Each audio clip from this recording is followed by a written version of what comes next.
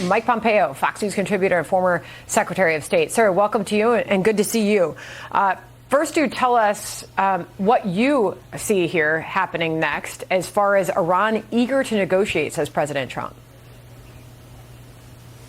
Well, it's good to be with you as well. Look, I'm confident the Iranians will say they're eager to negotiate. I doubt they're prepared to do what it takes to actually get an outcome that puts America first, right? An outcome where, as President Trump has said, they won't be able to enrich uranium, an outcome where they stop their terror campaigns across the world.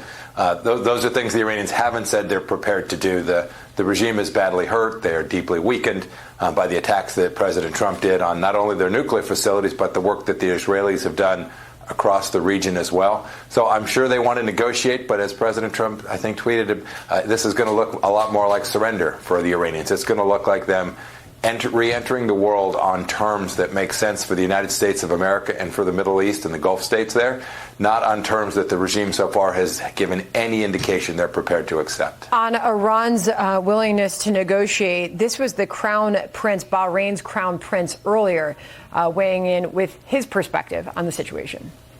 I definitely believe that the volatility of the situation has been reduced.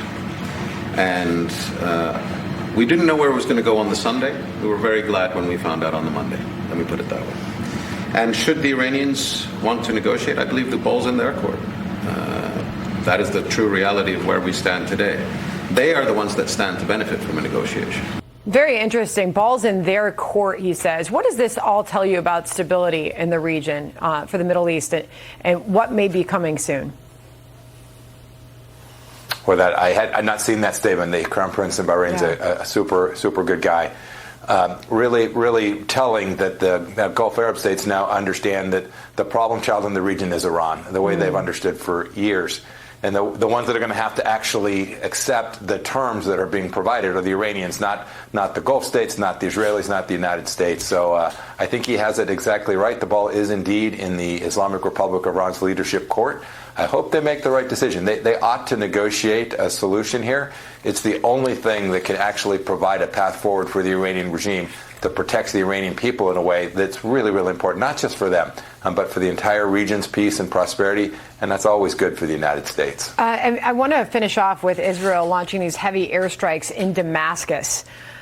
This was Tammy Bruce last hour, State Department spokesperson on that. Listen. The messaging from the United States has been to de-escalate.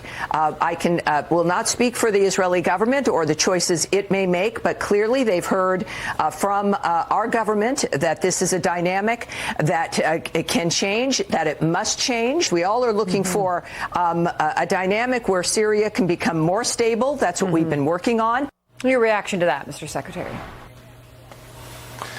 Syria is a complicated place. Yeah. I have no doubt that the Israelis would love to de-escalate as well.